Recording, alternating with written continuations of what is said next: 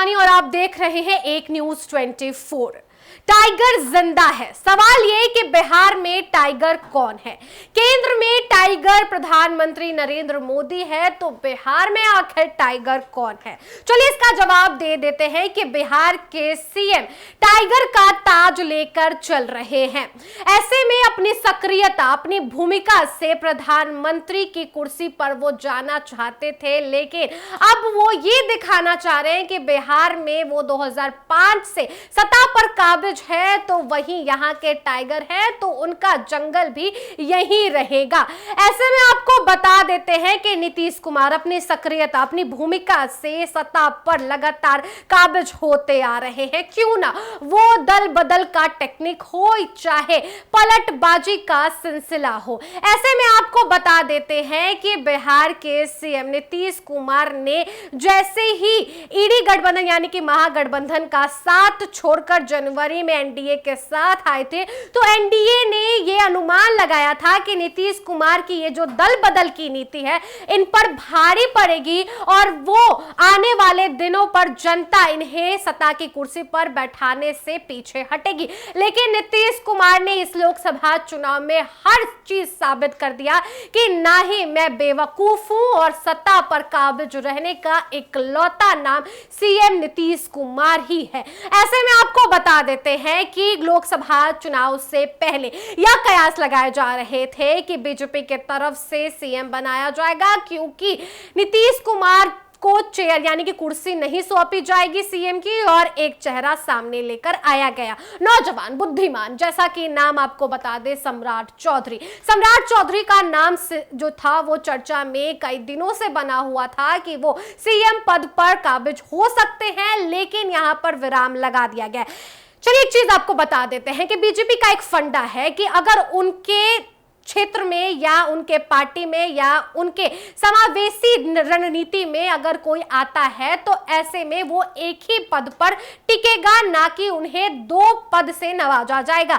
ऐसे में बिहार में उप मुख्यमंत्री सम्राट चौधरी, जो कि बीजेपी के प्रदेश अध्यक्ष भी हैं, तो ऐसे में वो दो पद लेकर चल रहे हैं, जिसके बाद से उन्हें एक पद से हटाया जाने वाला है। लेकिन यहां पर चर्चा ये हो रही थी कि आने वाले दिनों में नीतीश कुमार को लेकर जो एंटी इनकम्बेंसी का खेल चल रहा था उस पर विराम तो लग गया है, लेकिन यह खेल बताया जा रहा था कि इस खेल से नीतीश कुमार को हटाया जा सकता है। इस पर भी आगे चर्चा करेंगे कि क्या एंटी इनकम्बेंसी पर जदयू के नेता बता रहे हैं।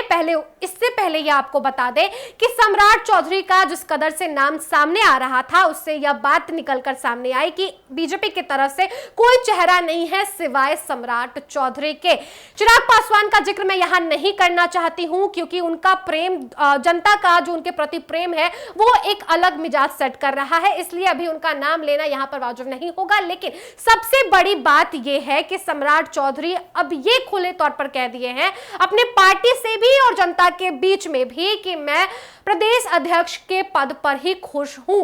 ऐसे में आपको बता दें कि ये साफ साफ ऐलान हो चुका है कि नीतीश कुमार के नेतृत्व में ही चुनाव लड़ा जाएगा, यानी कि साफ ऐलान हो चुका है कि कोई भी मुख्यमंत्री पद के लिए एक नया चेहरा नहीं है हमारे सामने विकल्प के तौर पर। ऐसे में साफ चीज जाहिर हो रहा है कि नीतीश कुमार ही सीएम बनने वाले हैं। खासा वजह तो आप भी जान रहे होंगे कि लोकसभा चुनाव में किस तरीके से जेडीयू ने अच्छा परफॉर्मेंस दिखाकर जताया है कि मैं बिहार के लिए एक राजा ही हूं, यानी कि यहां का टाइगर ही हूं। 12 सीट जीतने के बाद जदयू ने यह साबित किया है। हालांकि ये भी आप जान रहे हो कि बीजेपी जीतते अच्छी सीट लाते आई है, लेकिन इस बार का जदयू का जो परफॉर्मेंस रहा है काबिले तारीफ रहा है। तो यही वजह है कि जदयू को कमजोर अगर नापने की कोशिश की जाएगी तो गड़बड़ हो सकता है। लेकिन जो टकटकी लगाए गड़ाए बैठे हुए हैं विपक्ष के नेता कि नीतीश कुमार दल बदल के तहत पाला बदलेंगे, तो ये नामुमकिन है, क्योंकि नीतीश कुमार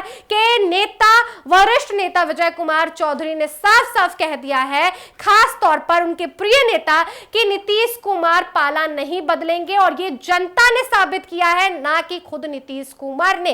जैसा कि उनसे पूछा गया कि क्या नीतीश कुमार के साथ एंटी इनकम्बेंसी है, तो इस पर खुलकर विजय कुमार चौधरी ने कहा है कि अगर आप देखेंगे तो 19-20 वर्षों में ये चीज नहीं देखने को मिली है, तो एंटी इनकम्बेंसी का खेल यहीं पर समाप्त होता है। क्षेत्रीय मुद्दे, जातिवाद मुद्दे पर चुनाव जिस कदर बिहार में चलता आया है, इस पर अगर देखा जाए तो जदयू की अपनी एक अलग रणनीति है, एनडीए की अपनी अलग रणनीति है, लेकिन इन दोनों की रणनीति के बीच में सबसे आगे निकल पड़ी है जदयू। इसलिए बीजेपी कभी भी उन्हें नजरअंदाज नहीं कर सकती है।